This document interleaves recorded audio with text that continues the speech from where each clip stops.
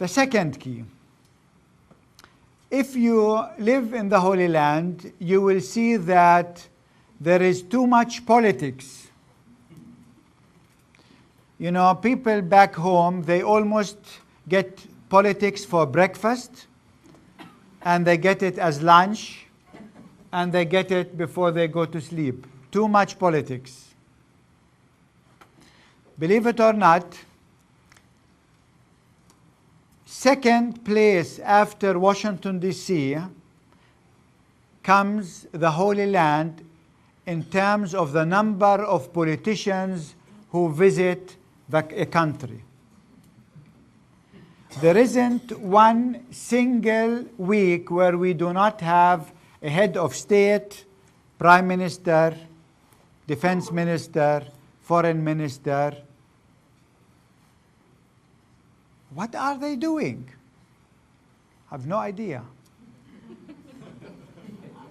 I mean, imagine Condoleezza Rice, your former Secretary of State, came in that capacity, believe it or not, 28 times. Every time jetting with a 747 Boeing with the whole entourage. And what was she able to move? Not one single checkpoint. I always say if all of these politicians will work for us at the center, we would have fired them long time ago. I mean, what a waste of resources. And so too much politics, but you know what? Too little care for the polis. And maybe you know the word polis is a Greek word for what? For city. So too much politics, yet this politics is totally disconnected from the city. So we said, we will not do politics. You know, I could go just spend my whole life traveling just in this country, going from one place to the other, talking to Congress people, talking to senators, talking to churches about politics.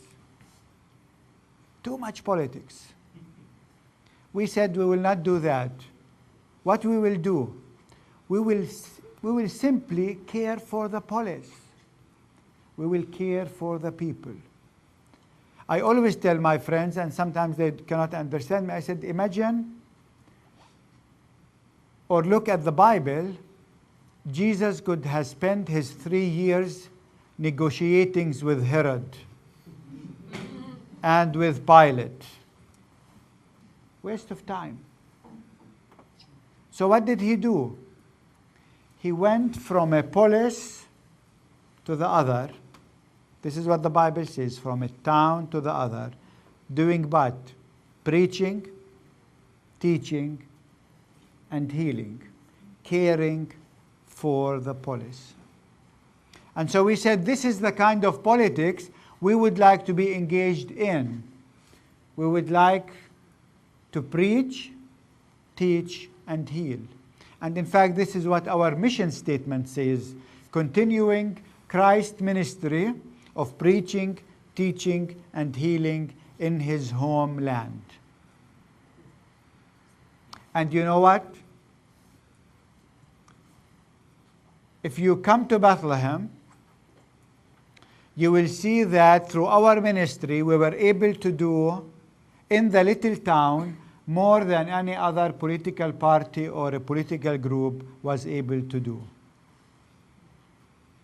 Within 15 years, we started this outreach ministry 15 years ago. The church was there 150 years ago, but this outreach ministry started 150 years ago.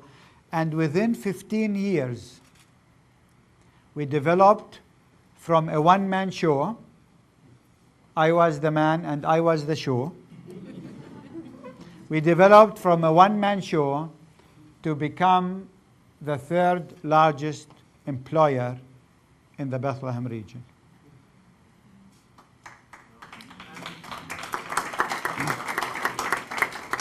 And for the simple reason that we said we want to care for the polis. And once the college is finished, Now we are finishing just the first building, but there are 2 more buildings to come. And people sometimes tell me, you are crazy. I said, you know, a crazy world like ours needs crazy people like us. Because imagine we would leave the world to the real crazy people. And there are so many of them out there. So better we do the job.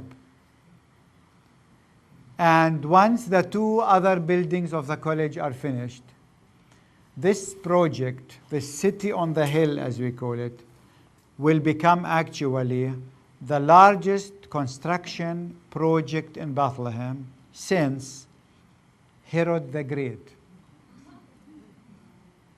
The largest construction project in Bethlehem since Herod the Great, because we say simply we want to care for the polis.